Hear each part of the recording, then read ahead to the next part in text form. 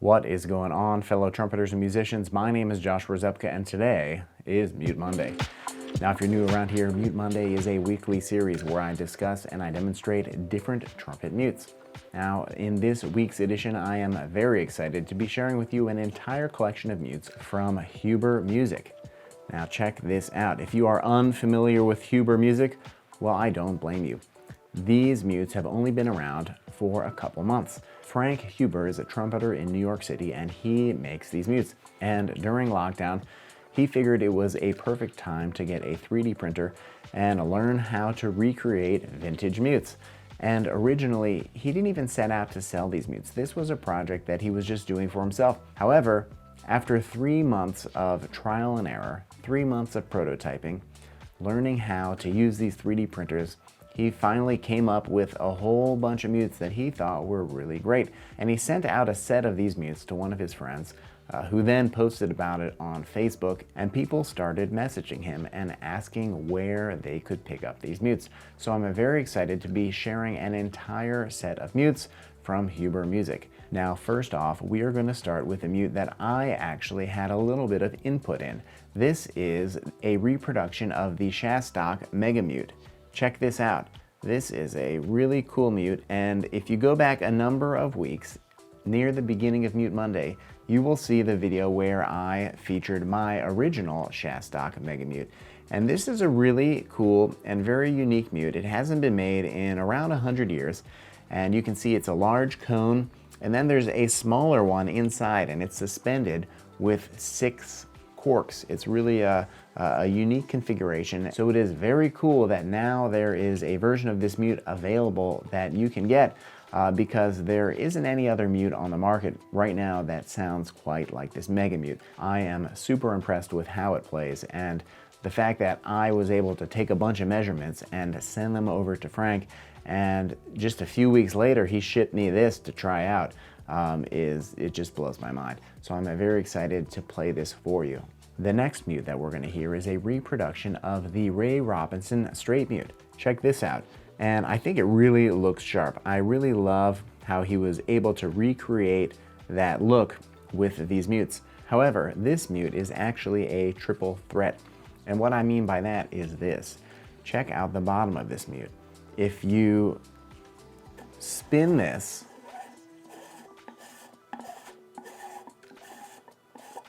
this mute is threaded on the bottom. You can take the bottom off.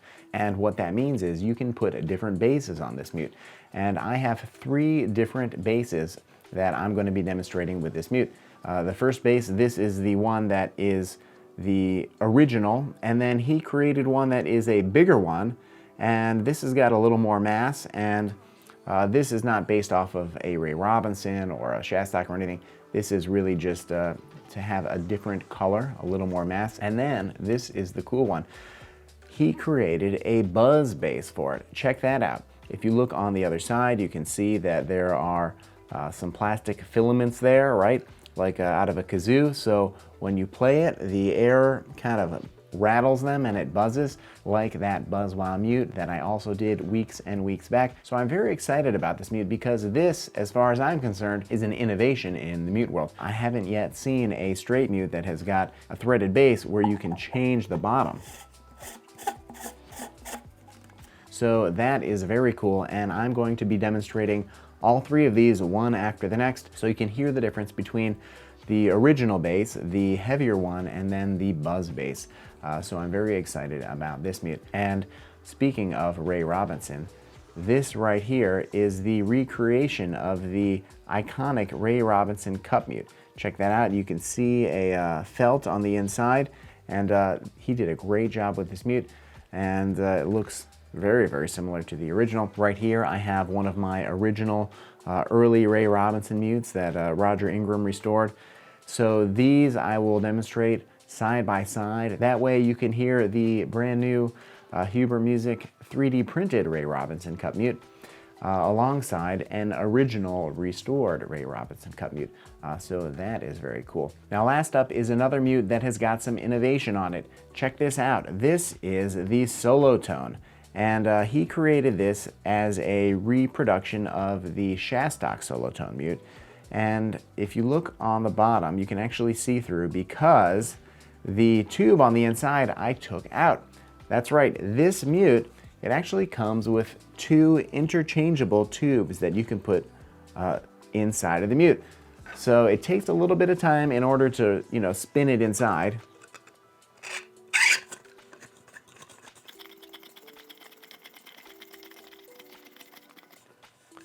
There we go. It's actually quite a few rotations in order to get this mute inside. And if your hands are really big, it's going to be a little challenging. That being said, the inner tubes on this mute, for me, I didn't notice a huge difference in the sound coming out of the other end of the mute. However, I did notice a difference when I was playing it. And the white one here, I believe, is the larger diameter one, and the black one here is the smaller diameter one. So they're actually a different size opening. And not only does it come with these two tubes, it actually also comes with a little baggie here that has got a whole bunch of little spacers. And you can use the inner tubes and the spacers to really dial it in for your own preference. And I think that is so cool. I also really like how this has got foam on the top. For certain mutes, I am a very big fan of the foam. I just think it fits in the bell very, very well. So those are the mutes that I'm going to be playing for you today, and I believe it is the current full lineup of mutes from Huber Music, although I have been chatting with him and seems like he's got some more tricks up his sleeve, so there may be even more mutes in the future. Without any further introduction, here are all of the mutes.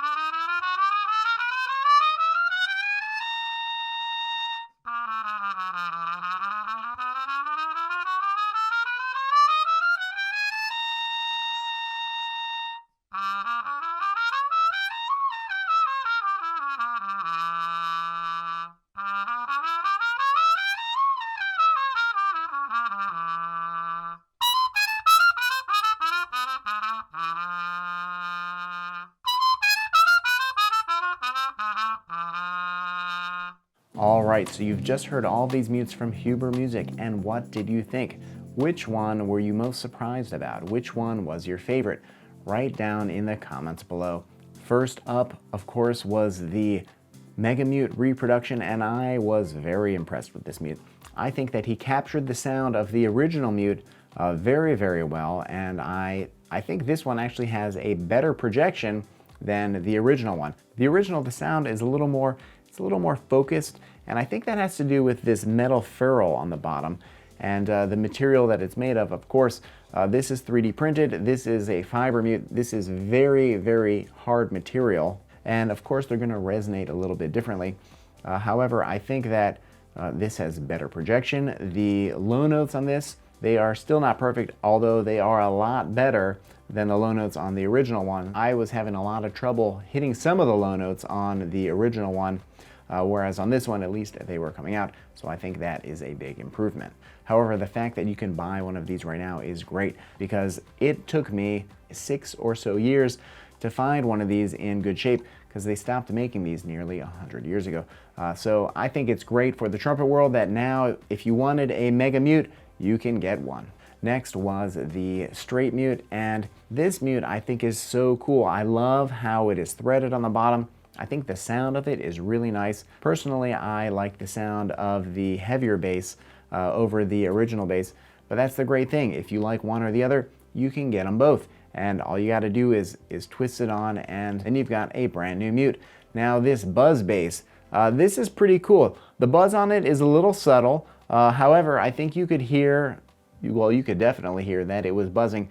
The evenness of the buzz, it was kind of coming in and out a little bit. However, I think that it can be tweaked a little bit. I was talking with Frank, and he was saying that the plastic here on the bottom, you know, you can kind of get in there and poke at it a little bit, and it stretches it out a little bit, and that actually helps it to buzz even more. So I'm going to have to experiment with that and see how it changes the buzz on this mute. But I'm very excited that there is a mute out there now with threads on the bottom where you can change the bottom, because, well, that just makes me think that there are going to be more basses coming for this mute, which I think is very cool. As far as how this mute played, the lower register on this mute was a little tough to lock in. The bigger, heavier bass actually was a little bit better and a little easier for me. I think if I filed these corks down a little bit more, it would probably help with that. The corks on this, you can actually see, these are synthetic corks, which I think are great. Once you get it filed down and dialed in, these are made out of rubber, so they're not going to degrade over time like a real cork. Now, what did you think about the cup mute? I was really impressed with this cup mute. I like the sound on it. This is a little brighter and it projects more than the original one that I've got, but it's a different material.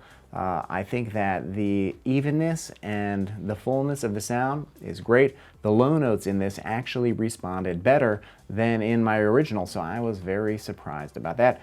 So overall, I think this is a great mute. I like the sound, plays well, so he really made something great with this mute. Now last up is the Solotone mute, and this one right here, I think this is a great Solotone mute. It's cool, it's pretty bright, but I think the projection is nice, and I love how you can change the tube on the inside of this so you can really dial it in and find the way that it plays best for you, because Solotone mutes are one of the harder mutes to play. They are generally very stuffy, and it's really hard to project on them. So I think that this mute actually really improves on that. Solotone mutes are generally very out of tune and a challenge to play. This one was kind of flat in the upper register. I will say the high C's on this were quite low, and the high E flat in my arpeggio, I actually had to play with 2 and 3 in order to get it to lock in with this mute. So I did have to adjust in order to get this mute to respond. However, compared to a lot of the other Solotone mutes that I have, I would probably grab this over a lot of them because you can dial it in, you can change that tube on the inside, and I think that is just great because it really does change how the mute plays and how it feels. So I hope you enjoyed hearing all of those new mutes from Huber Music. A very big thanks to Frank Huber for sending me all of these mutes so that I could play them and feature them on this Mute Monday. I think it's great that he is recreating all of these old vintage mutes. Of course, the Meg-A-Mute is just great. You can't get it anywhere, but now you can get one. So I think he's actually doing something great for the trumpet community in recreating some of these vintage mutes. And I definitely look forward to whatever else he comes out with because he is doing something new, he is innovating. Sure, he's going back in time and he's recreating some of these sounds, but he's doing it in a new way. Well, that is all I have got for today. If you enjoyed this video, please give it a like. And if you have not yet subscribed, please hit that button below and subscribe. It really makes a very big difference. I'm putting out new videos every single week. I've got a lot of exciting things coming up, so you're going to want to be subscribed and you're going to want to hit that notification bell. All right, I will see you in the next video.